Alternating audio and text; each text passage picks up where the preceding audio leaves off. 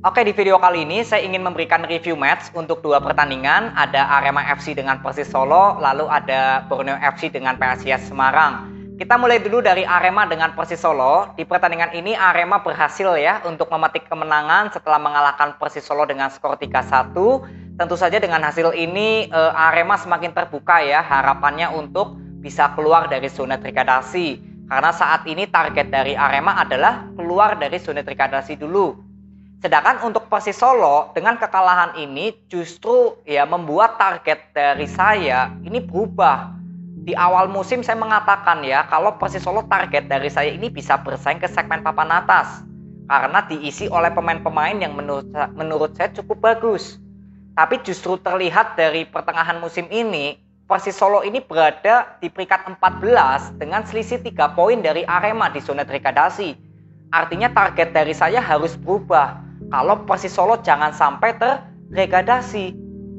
Nah, kalau kita lihat di pertandingan ini ya, Arema FC sebetulnya sudah tampil cukup bagus. Di babak pertama sudah bisa unggul 2-1 ya. Itu gol dari Dedik Setiawan dari penalti, lalu gol kedua dari Alvarez ya. Ini gol debut pertamanya bersama Arema dari penalti juga. Jadi ada dua kesalahan dari pemain belakang Persis Solo. Yang pertama dari handsball-nya Bardanca. Lalu yang kedua dari miskomunikasi ya antara Jaime dengan Riyandi. Jadi di sini Arema bisa unggul 2 gol dari penalti semua. Sedangkan Persis Solo akhirnya juga bisa mencuri gol ya dari Sananta. Saya bilang ini gol murni dari kualitasnya Sananta, bukan dari kreativitas serangannya Persis Solo, tapi lebih ke individunya Sananta. Karena itu prosesnya jelas ya, Sananta mengandalkan individunya sendiri untuk melakukan sprint lalu melakukan shoot yang cukup keras ke gawang Schwarzer. Nah, lalu di babak kedua saya bilang Persis Solo juga banyak peluang, tapi sebetulnya permainan dari Persis Solo walaupun lebih banyak peluang daripada Arema di babak kedua, tapi permainan Persis Solo saya bilang cenderung pragmatis. Artinya pragmatis adalah tidak mengandalkan skema permainan. Karena memang saya lihat Medina ini belum ada skema permainan untuk Persis Solo. Bagaimana penyerangannya, bagaimana membuat kreativitas serangan dari sektor tengah dan sayap, ini sama sekali nggak terlihat. Jadi Persis Solo walaupun menciptakan banyak tekanan, banyak peluang di babak kedua, tapi saya bilang permainannya cenderung pragmatis atau gerasa-gerusu. Dan kebetulan di pertandingan ini, Arema FC pertahanannya cukup bagus. Ini membuktikan kalau Valente sudah membuat evaluasi, karena kemarin lawan Bali United, ya pertahanan Arema membuat 2 kesalahan fatal ya, yang membuat 2 gol dari Bali United. Di sini juga Saiful yang bermain menggantikan Bagas Adi. Ini membuktikan kalau Valente ada evaluasi. Ya, lalu nggak lama kemudian akhirnya justru Arema yang bisa menciptakan gol dari Charles. Itu proses golnya juga sebelum terjadi pelanggaran itu Dedik Setiawan ya, lakukan counter attack. Lalu sebelumnya juga Arema ada counter attack dari Arkan Fikri. Itu sayang kalau shootnya justru mungkin kalau diberikan passing ke Lokolingoy, mungkin Arema sudah bisa unggul 3-1 dulu di pertengahan babak kedua ya, tapi justru Arkan Fikri melakukan shoot sendiri dan itu goal kick. Itu sayang sekali.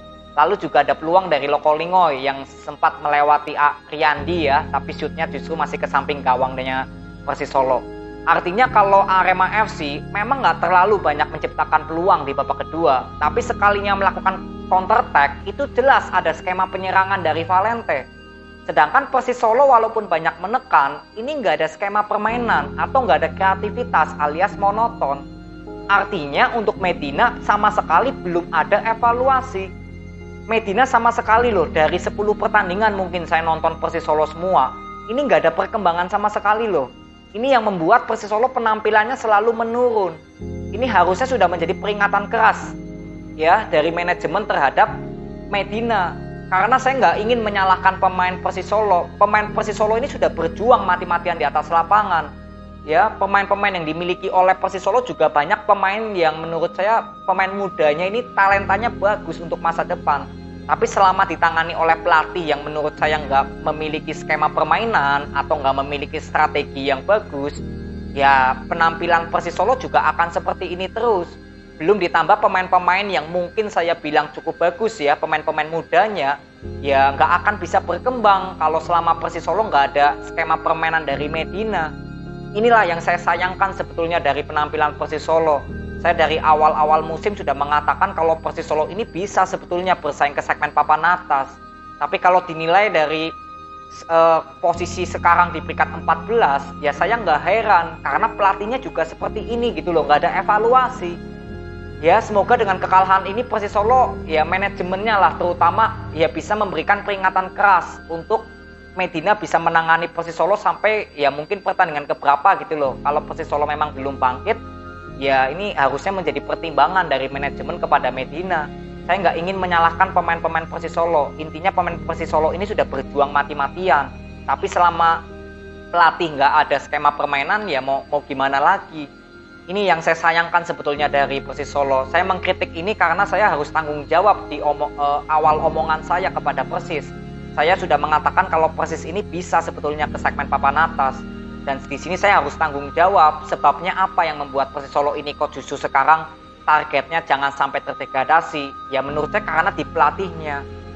Ya ini kritikan saya dan opini saya sendiri dengan kekalahan ini ya semoga ya saya bilang sekarang manajemen lah. Ya manajemen semoga melihat kekalahan ini sebagai bahan evaluasi kepada Medina. Bukan Medina lagi tapi lebih ke manajemen udah paling atas lah saya paling bisa memberikan komentar. Ya, jadi tetap semangat untuk Persis Solo, untuk pemain dan juga supporternya ya, tetap kawal ya tim kesayangan dari Persis Solo. Sedangkan untuk Arema FC selamat ya, kalian mendapatkan 3 poin. Di pertandingan ini jelas ada evaluasi dari Valente, pertahanan sudah cukup solid dan semoga bisa konsisten seperti ini. Ya, nggak banyak melakukan kesalahan-kesalahan di lini belakang seperti kemarin lawan Bali United. Ini terlihat sudah mulai minim. Ya, semoga Arema bisa tetap konsisten untuk menjaga perform seperti ini. Ya, jadi selamat untuk Arema FC. Lalu next ya, ada Borneo FC dengan PSIS Semarang. Di sini Borneo menang ya, 2-0 atas PSIS Semarang. Kalau kita lihat dari starting line up-nya, sebetulnya Borneo FC ini dilihat dari komposisi pemain itu lebih siap ya, atau boleh dibilang full team. Bahkan pemain cadangan juga masih banyak pilihan lah untuk dipilih oleh Huistra siapa yang akan masuk di babak kedua. Yang artinya untuk melakukan perubahan strategi, perubahan formasi, ini masih banyak peluang untuk Huistra karena pemainnya cukup banyak lah pilihannya. Sedangkan untuk PSIS Semarang di pertandingan ini harus kehilangan Wahyu Pras. Lukau juga mungkin kondisi fisiknya lagi nggak baik mungkin ya. Jadi ada di bangku cadangan, nggak dimainkan sama sekali. Jadi di sektor pertahanan ada nama Bayu Fikri dan juga Sihab. Lalu di sini tidak adanya Dewangga juga dan Evan Dimas langsung diturunkan ini laga debutnya ya bersama PSIS. Sedangkan di gelandang serang di sini akhirnya Marukawa yang bermain. Artinya sudah sesuai dari keinginan saya ya. Kalau Marukawa sebagai gelandang serang, lalu Vitinho di kiri dan Freitas di kanan. Nah, kalau kita lihat Borneo FC sebetulnya di pertandingan kali ini memasang gelandang serang. Karena di sini ada Pluim. Sedangkan untuk Adam Alis dan Kehirose, saya bilang ini lebih ke pemain box to box, bukan gelandang bertahan yang murni. Ya, karena Kehirose dan Adam Alis ini ikut melakukan pertahanan.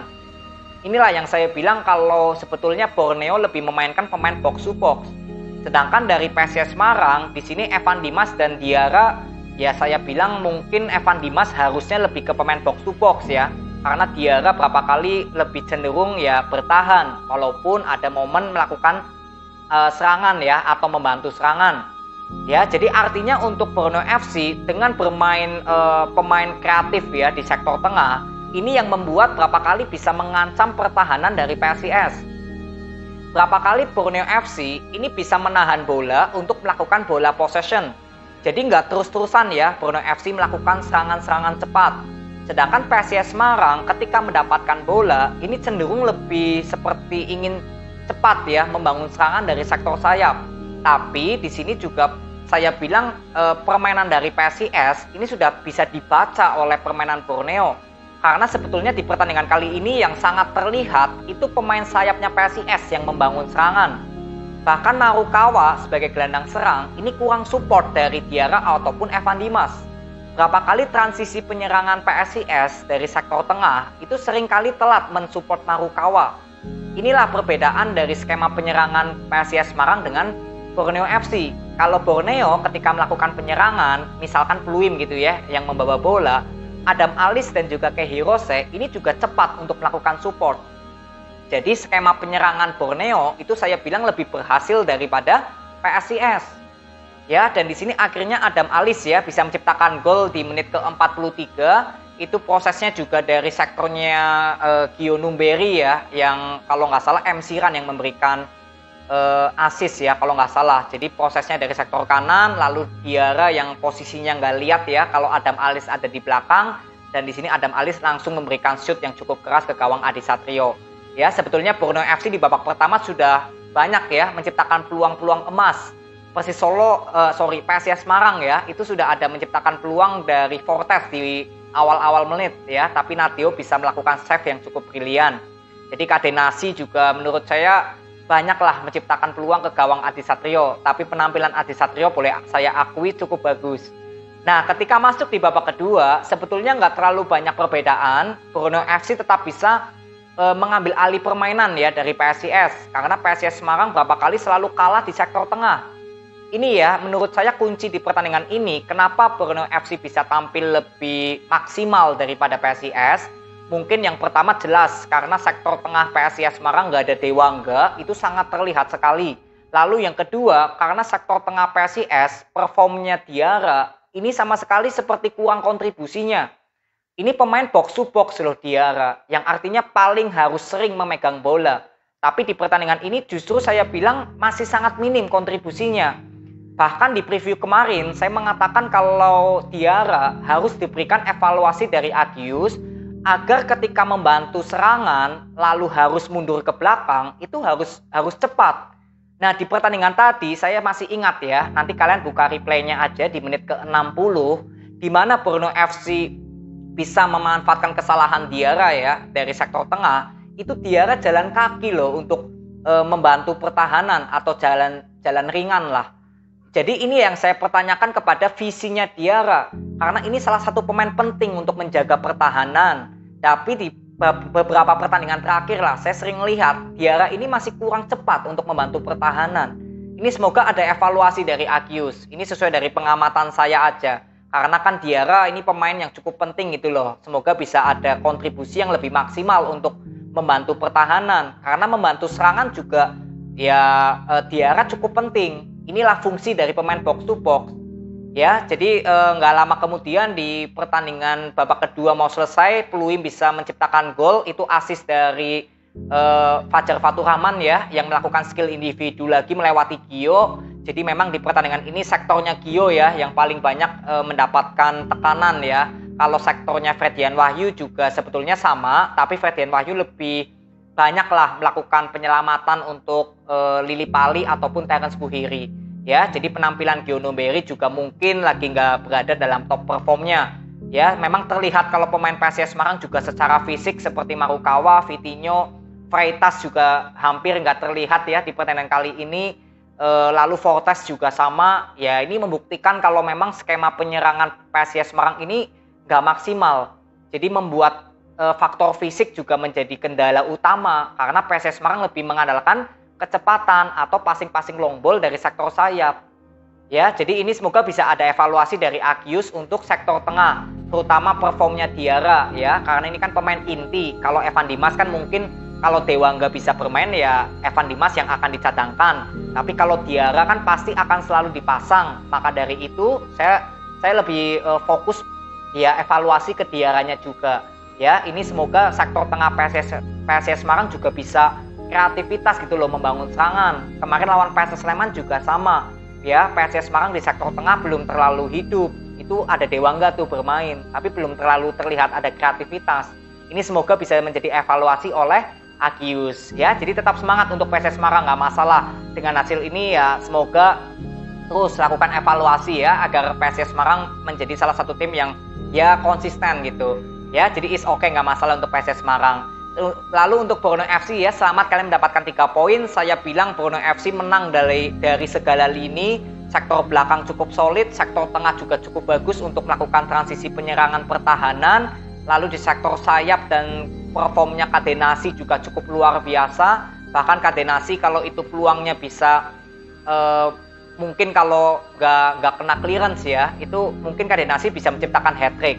Tapi perform dari kipernya PSIS Semarang Adi Satrio juga cukup bagus. Berapa kali melakukan save brilian ya, yang membuat Cadenasi juga ya bingung ya mau gimana lagi ketika sudah melakukan percobaan tapi bolanya belum masuk ke gawang PSIS. Ya, tapi is okay, nggak masalah. Artinya Borneo FC dari skema permainan cukup berjalan ya, cukup berkembang, nggak ada masalah. Peluangnya juga sebetulnya cukup banyak. Ya, ini membuktikan lah kalau Borneo FC ya menang dari semua lini dari PSIS Semarang. Ya, jadi selamat untuk Borneo FC yang tetap berada di puncak klasemen, menjadi jauh ya jarak dari Borneo dengan Bali United. Tinggal menunggu besok pertandingan dari Persib Bandung dengan Persik Kediri. Ya, jadi selamat untuk Borneo FC. Jadi ini aja video yang saya bisa berikan kepada kalian. Terima kasih, sampai ketemu di video berikutnya. See you.